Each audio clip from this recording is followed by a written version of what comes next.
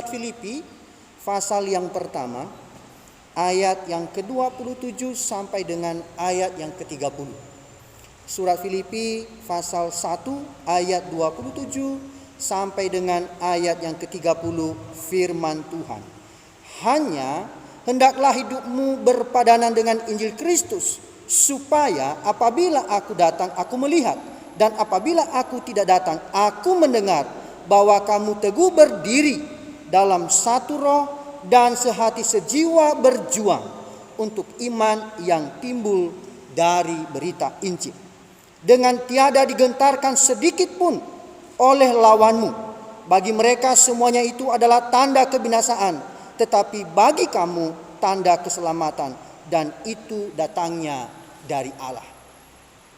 Sebab kepada kamu dikaruniakan bukan saja untuk percaya kepada Kristus, melainkan juga untuk menderita untuk Dia dalam pergumulan yang sama seperti yang dahulu kamu lihat padaku dan yang sekarang kamu dengar tentang aku. Bapak, Ibu, Saudara yang dikasihi dalam Tuhan Yesus Kristus, perenungan firman Tuhan pada pagi hari ini kita renungkan di bawah tema kuat di dalam penderitaan.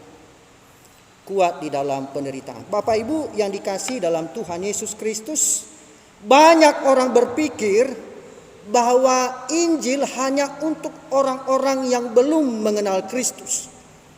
Injil diperlukan untuk mendapatkan keselamatan kekal di dalam Dia. Dengan kata lain, Injil hanya dianggap sebagai instrumen keselamatan.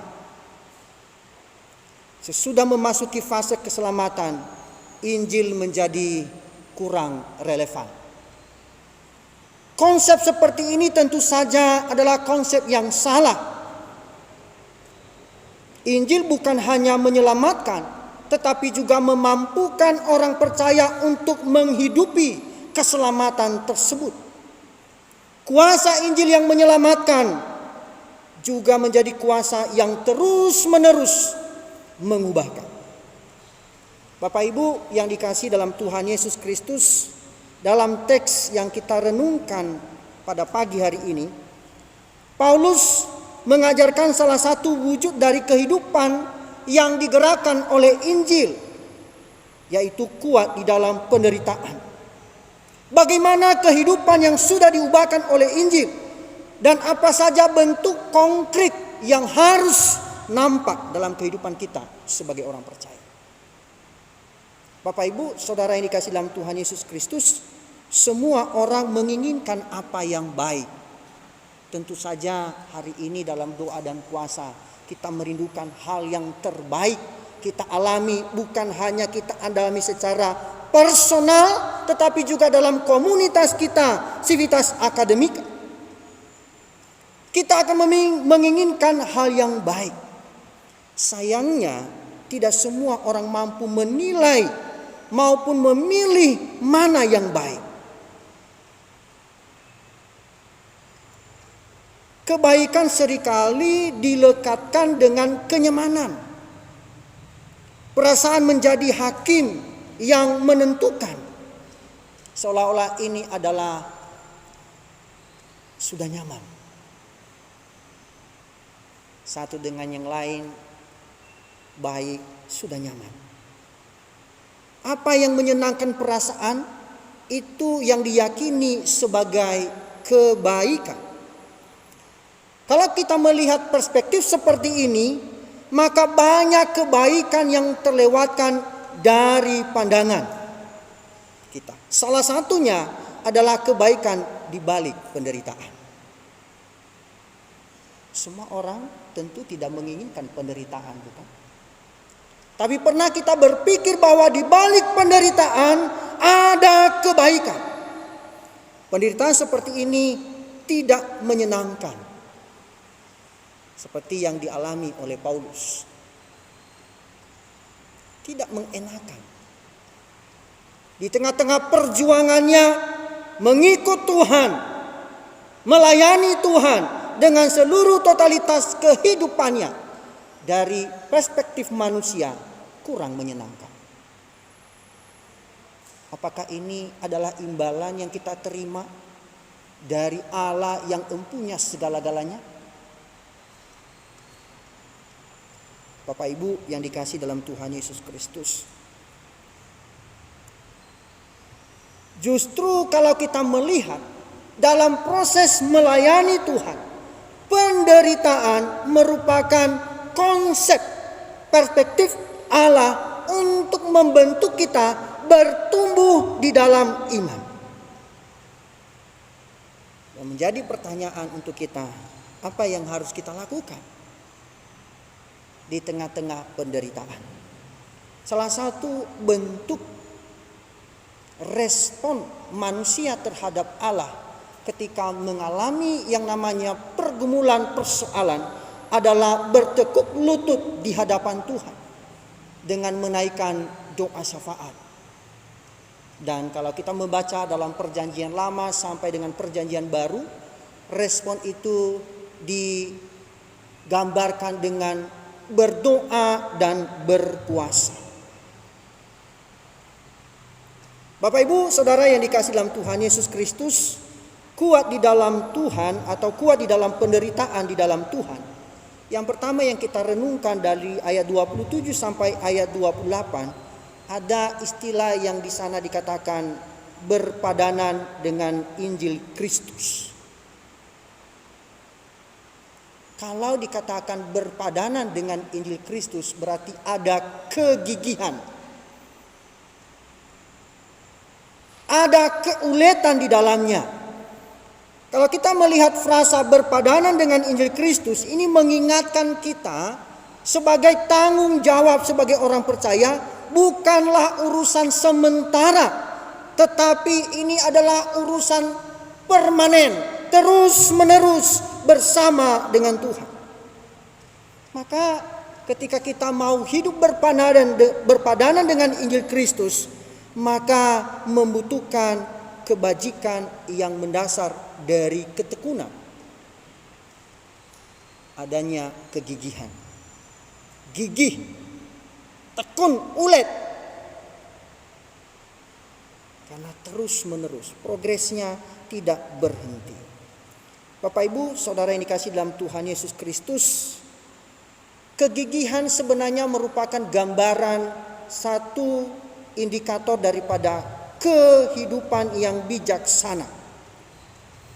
Dan kita melihat Paulus dalam bagian ini, dia mencoba menunjukkan kekuatan ekspresinya dalam hidup berpadanan dengan Injil Kristus.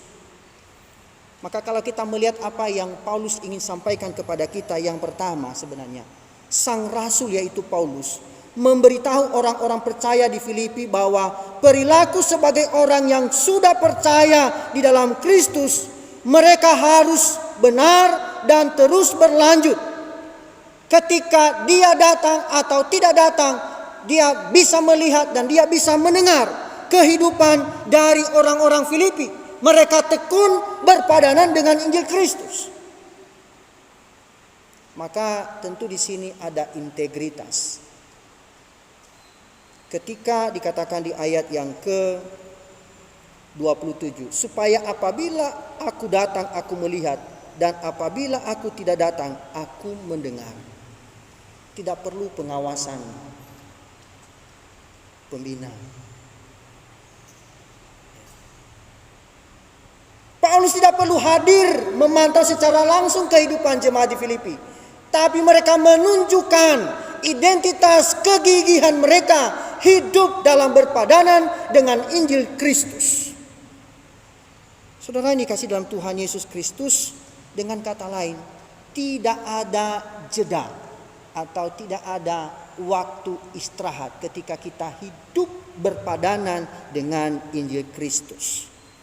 Mengapa? Ini merupakan satu keharusan, satu kewajiban yang harus kita lakukan. Nasihat Paulus kepada anak rohaninya Timotius dalam 2 Timotius 4 ayat 2. Dia harus siap untuk pelayanan yang Tuhan percayakan. Selalu siap. tanpa ragu-ragu. Bapak Ibu yang dikasih dalam Tuhan Yesus, demikian juga nasihat Paulus di sini kepada jemaat di Filipi, supaya mereka terus mempertahankan kesaksian hidup sebagai orang yang sudah percaya kepada Kristus, yang konsisten terlepas dari keadaan yang mereka hadapi, tapi terus konsisten di dalam iman di dalam Tuhan. Perlu kita catat bahwa Paulus sangat fokus dalam pemberitaannya. Baik dalam kebebasan, Injil terus diberitakan. Dalam penjara, terikat dengan penjaga di samping kiri kanannya, tetap Injil diberitakan. Justru kita sudah merenungkan pada bagian renungan pagi bahwa justru ada kemajuan Injil, bukan mundur. Orang-orang yang di sekelilingnya justru makin bertumbuh dalam iman, dan dia sendiri bisa menyaksikan bukan masalah kebebasannya yang utama, tetapi bagaimana Injil itu orang bisa alami. Bapak Ibu yang dikasih dalam Tuhan Yesus Kristus, tentu orang bisa bertanya-tanya, mengapa kehadiran dan ketidakhadirannya ini muncul juga di dalam pasal 2 ayat 12. Coba kita melihat di pasal 2 ayat 12. Hai saudara-saudaraku yang kekasih, kamu senantiasa taat. Karena itu tetaplah kerjakan keselamatan dengan takut dan gentar. Bukan saja seperti waktu aku masih hadir, tetapi terlebih pula sekarang waktu aku tidak hadir. Artinya, ketika Paulus berada di tengah-tengah jemaat di Filipi, dan ketika juga Paulus tidak berada di antara mereka, dia sedang berada di penjara. Ada konsisten iman. Ini yang kita renungkan yang pertama. Hal yang kedua, yang sebenarnya Paulus ingin sampaikan kepada jemaat Filipi terkait dengan hidup berpadanan dengan Injil Kristus dalam kegigihan. Paulus sedang menekankan bahwa kegigihan itu dituntut dari orang-orang percaya dengan menunjukkan kebulatan suara. Satu suara, kesepakatan. Dan pikiran ini kalau kita melihat dalam bagian ini diwujudkan dengan penekanan awalan sin. Bersama, melihat kesatuan, kebersamaan. Dan ini berbicara tentang perjuangan mereka bersama di dalam Injil. Maka kalau kita mengamati teks aslinya, dalam teks Yunani ini sangat luar biasa. Ini seperti pola hiastik. Ya. Dia menekankan, kamu berdiri teguh dalam satu semangat, satu jiwa, berjuang bersama. Nah, sudah teguh berdiri, punya semangat, punya kesatuan jiwa, satu jiwa, dan berjuang bersama. Maka sangat relevan dengan yang sedang kita rayakan. Baru saja 77 tahun kemerdekaan Republik Indonesia, ya kan? Meraih kemerdekaan tidaklah mudah. Bukan perjuangan satu orang, tetapi dalamnya mereka berdiri teguh. Mengapa? Berdiri teguh itu adalah gambaran seorang prajurit di tengah-tengah situasi yang sulit. Maka dikatakan kuat di dalam penderitaan. Penderitaan sedang menghadang. Apa saja penderitaan? Saudara-saudara, Bapak Ibu bisa mengidentifikasi penderitaan perjuangan medan perang yang sedang saudara dan Bapak Ibu hadapi. STT Slagra Indonesia sedang menghadapi perangnya sendiri. Bagaimana dengan legalitas akreditasinya? Itu perang yang harus dilewati. Bagaimana tetap berdiri teguh? Jumlah mahasiswa satu prodi 0. Itulah penderitaan. Bagaimana dengan kebutuhan sehari-hari? Apakah mundur? Apakah patah semangat? Berdiri teguh. Seorang prajurit tidak pernah mundur, maju. Ini gambaran berdiri teguh di sini. Mengapa? Ini perintah. Hendaklah engkau berpadanan dengan Injil Kristus. Dengan cara bagaimana? Supaya dalam kegigihan bertahan kuat di dalam penderitaan, engkau harus terus berdiri teguh. Selain itu, engkau harus punya semangat. Semangatnya satu. Jangan perang satu-satu. Memang kebanyakan orang menunjukkan, ayo satu lawan satu. Itu mah setelah dihadapi satu persatu lari itu terbirit-birit. Ya kan? Tapi mari satu semangat, kumpulkan tenaga, barisan, maju. Kenapa timbul penderitaan? Kenapa kita tidak kuat? Karena kita merasa sendirian di tengah keramaian. Kenapa kita merasa lemah, tidak berdaya? Karena merasa kita kesepian di tengah-tengah orang yang jumlahnya banyak. Ada 79 orang di sini. Kita merasa hanya seorang diri. Dan seolah-olah Tuhan jauh di sana. Tuhan seolah-olah tidak pernah mendengar suara kita ketika kita berteriak untuk minta tolong. Bapak Ibu yang dikasihi dalam Tuhan Yesus Kristus. Ketiga, bagian kegigihan yang dituntut di sini adalah satu jiwa. Luar biasa. Bagaimana kita hidup berpadanan dengan Injil Kristus dalam kegigihan menghidupinya, kita harus satu jiwa. Kalau sudah satu jiwa, saya rasa yang dialami oleh satu orang akan dirasakan oleh orang lain. Dan ini gambaran seperti hubungan suami istri. Bagi yang belum menikah mungkin belum bisa menggambarkannya secara langsung. Tapi bagi yang sudah pacaran akan merasakan. Karena mulai ada keterikatan. Merasa satu bagian dengan yang lain. Ketika yang satu merasakan sakit, dia merasa penderitaan yang sama. Ketika Paulus sedang dalam penjara, terikat, jemaat Filipi tidak tinggal diam. Mereka menyokongnya, memberikan perhatian, mengirimkan utusan untuk memperhatikan bagaimana situasi yang sedang dihadapi oleh Rasul di tengah-tengah jepitan rantai belenggu dari si penjaga. Di tengah-tengah demikian dia mengatakan, aku tidak menghiraukan nyawaku sekalipun. Kalau aku hidup, berarti hidup itu adalah Kristus. Dan kalaupun aku mengalami kematian, itu juga adalah satu keuntungan. Hal yang keempat yang kita renungkan, yang mau digambarkan oleh Paulus dalam gambaran kegigihan hidup berpadanan dengan Injil Kristus adalah berjuang bersama. Saya mencoba melihat dalam teks aslinya ini berjuang bersama. Artinya dari aspek manapun tetap sama melihat. Sin. Kalau tingkat 2 sudah belajar ini. Sinoptik. Sin dan optik. Tapi ini bukan sinoptik. Tapi sinaklontes. Berjuang bersama, bersaing bersama.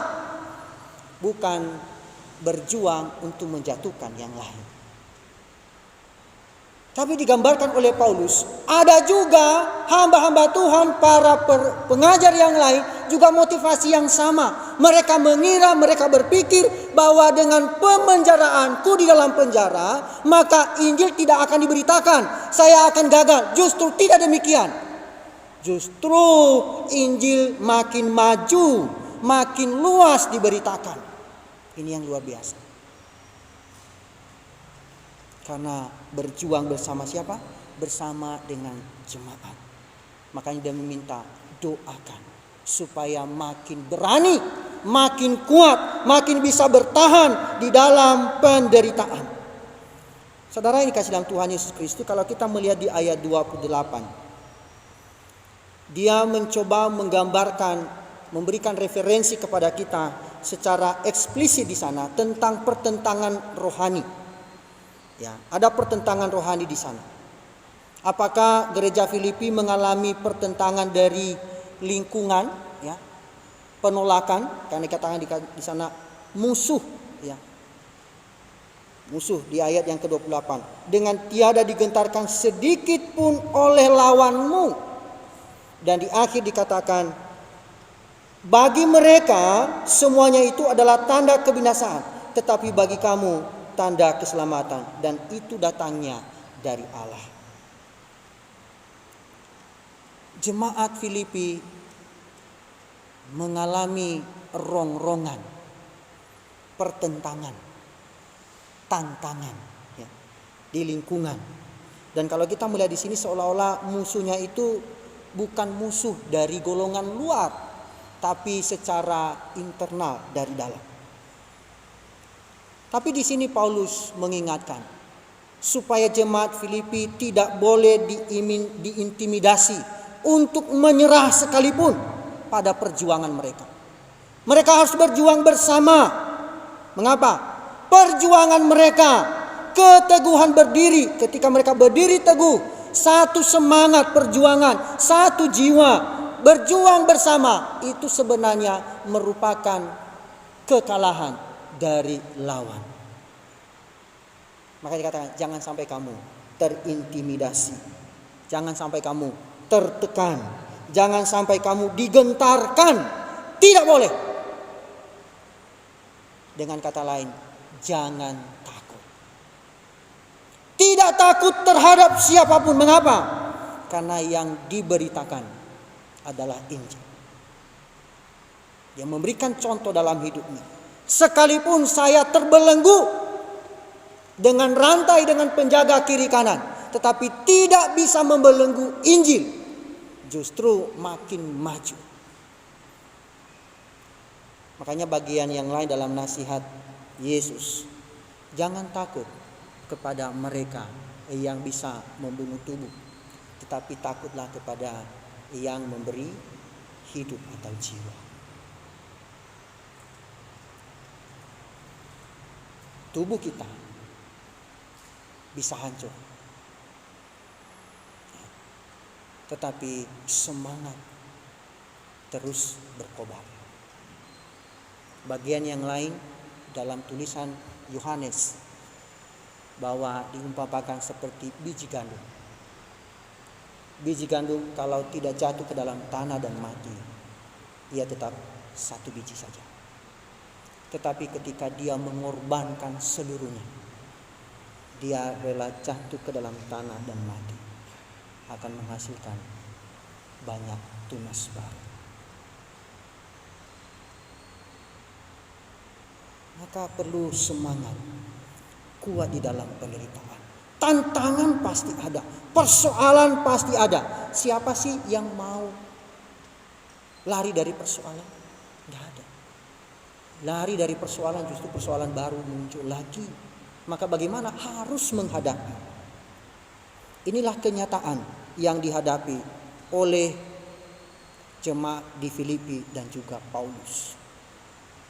Bapak Ibu yang dikasih dalam Tuhan Yesus Kristus, hal yang kedua yang kita renungkan selain kegigihan adalah penderitaan. Penderitaan. Kuat di dalam penderitaan. Ayat 29 dimulai dengan kata sambung di sana. Karena. Ini merupakan satu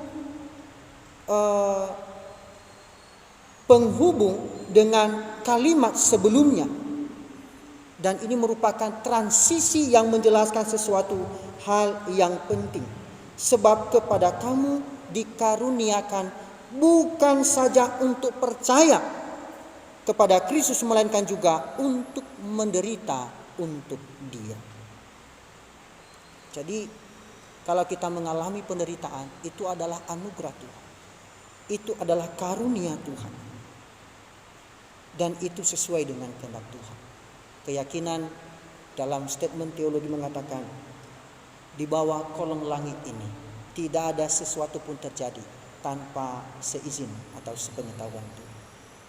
Artinya, sekecil apapun persoalan pergumulan kita, Tuhan tahu persis sejauh mana batas kemampuan kita mengalaminya dan bertahan.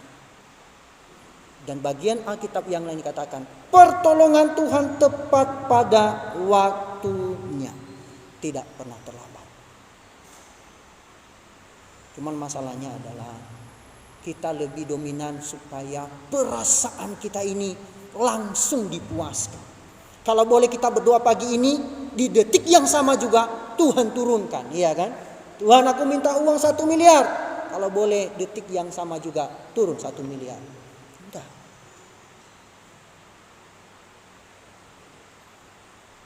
Bapak Ibu, saudara yang kasih dalam Tuhan Yesus Kristus, semua butuh proses. Kalau Paulus meminta kepada Tuhan, bebaskan belenggu ini, tentu bisa saja. Tapi jangan lupa, Paulus dipanggil dalam hidupnya bukan dalam untuk bahagia, tapi justru sebagai alat penderitaan. Coba lirik sedikit Kisah Para Rasul pasal 9. Bagaimana Paulus dipanggil pertama kali. Ada dialog di sana.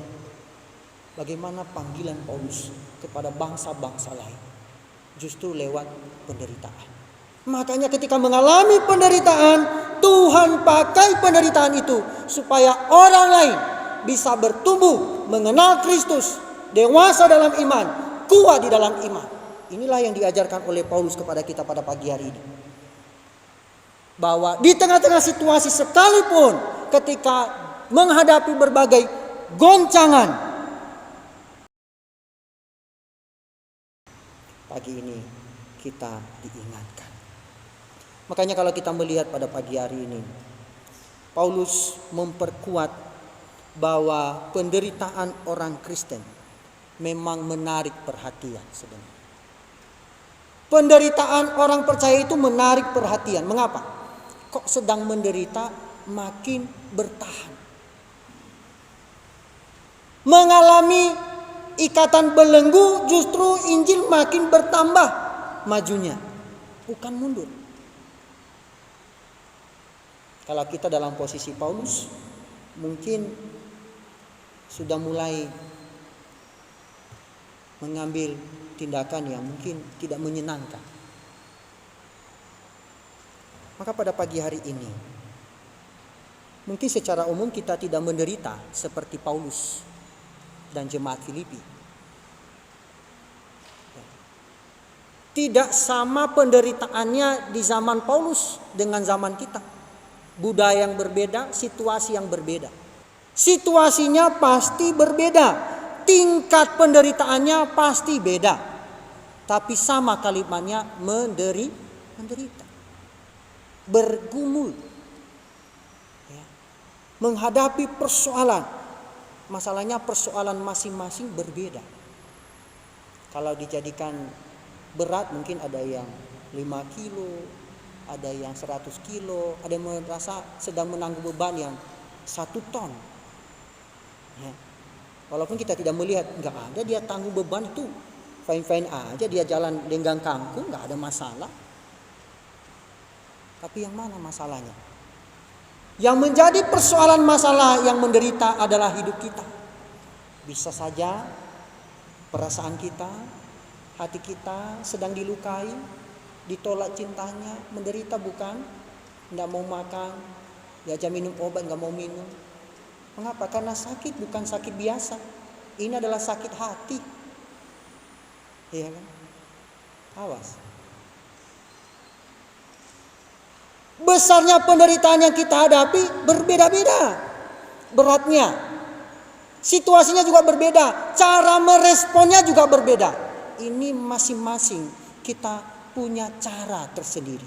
Tapi nasihat firman Tuhan pada pagi hari ini, dia mengingatkan kita bahwa minimal yang pertama, jangan pernah berpaling dari Injil, dari firman Tuhan. tetap teguh berdiri, ya, satu suara, kebulatan tekad, satu jiwa, dan berjuang bersama. Minimal cara itu. Dan bagaimana kita meresponinya jika kita tidak menderita?